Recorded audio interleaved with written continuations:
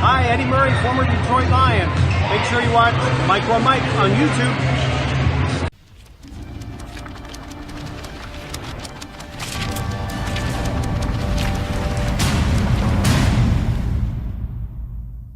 What's going on YouTube? This is your boy Mr. Micro Mike, and today it is time to talk about Day 2 practice with the Detroit Lions and the Houston Texans. Before I jump into that video, I'd like to say the roundtable is on Luke G's channel tonight from Luke G's Field Review, 8 p.m. Eastern Time. Make sure that you stop in and enjoy the chat. If you have not subscribed to myself, Mr. Micro Mike, please do so with that subscribe button down below. Hit the bell so you get all the notifications, as well as leave a comment. So that said, let's begin. So, today we did not have Marvin Jones. He did not make the trip down to Houston, and he is getting a rest day, as well as Danny Amendola. He did make the trip, but he did not practice. He was given a rest day.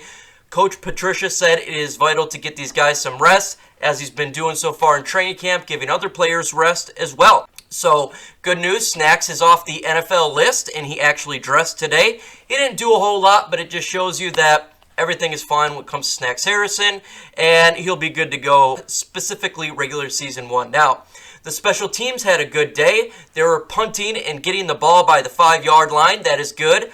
Mr. Mike Ford made a stop, and the special units continue to do well, and which is a good thing. Now, we're going to get into the offense, and it was a mixed day per report. So, Matthew Stafford on one drive went 7 for 7 with a touchdown to Mr.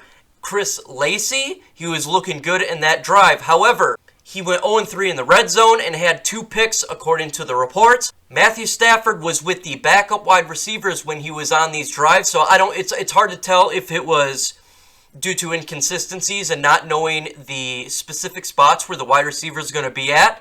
When you don't have your starters, obviously the consistency is not going to be there, but this is very, very good to get these young guys in the game. This is what training camp's all about. Get these young wide receivers who was not able to have stuff on film to coach to review and perfect. Same with Matthew Stafford.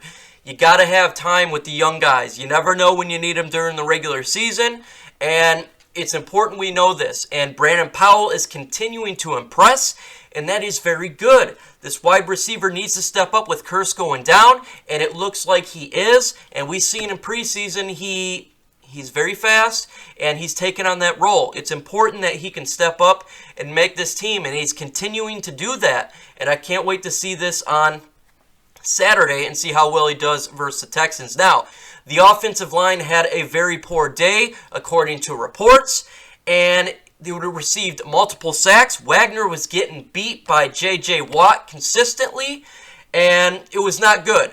The left side as well was getting beat by Decker, and it continues to be a problem with this offensive line. Now, we all know that the Texans have a very good line in the NFL, but it's still, this offensive line has been concerned since the offseason, and it's continuing to concern. So we got to really watch in this preseason game how they perform. They didn't perform well when it comes to second, third string, but according to reports, the first string struggled as well today. So this is something to keep an eye on because, man, this offensive line is the one thing I am paying attention to more than anything.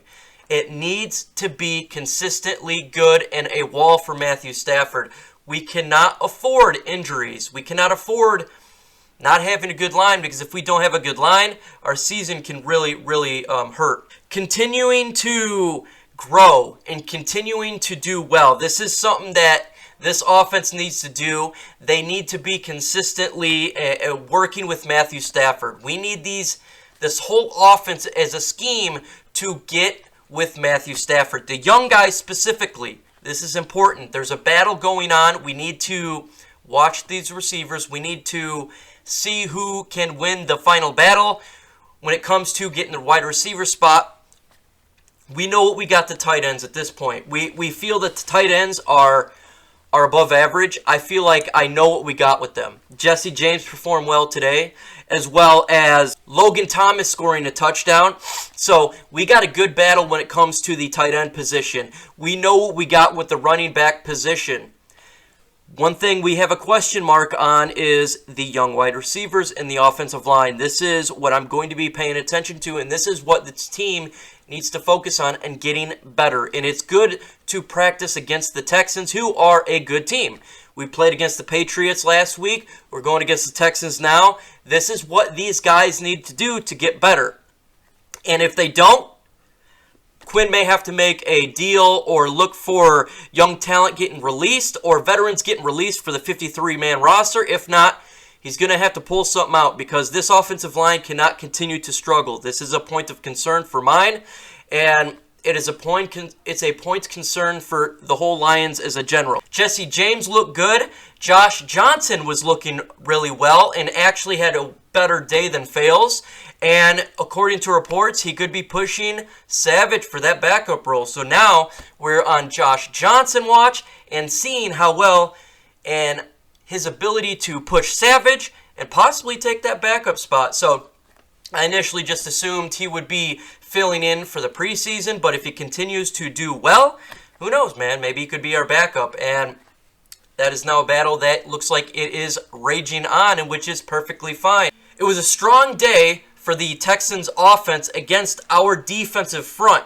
They were, I believe it was 6 for 6 in the red zone. Now, again, our defensive line, our starters didn't play, so I'm not saying that's a crutch, but it doesn't help. But it's still not good news. However, Diggs did well by stopping some passes, as well as Walker. So it's important we continue to monitor the situation, possibly see if when we get this strong defensive line put together, how well it really helps out the secondary. We're going to watch this and focus on this come Saturday.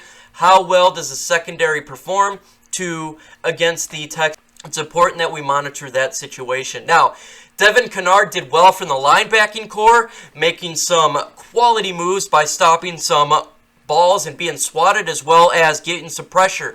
This is good because when it comes to our linebacking core, it's important that other people step up. We know we've gotten Davis. We know what we got in Tavai. We think he's an up-and-comer. So it's good to see progress from Kennard and other individuals that is not named a lot when it comes to the linebacking core, like Davis and Tavai. So it's good to hear that. With that said, folks, I appreciate you guys taking the time to watch my video, and adios.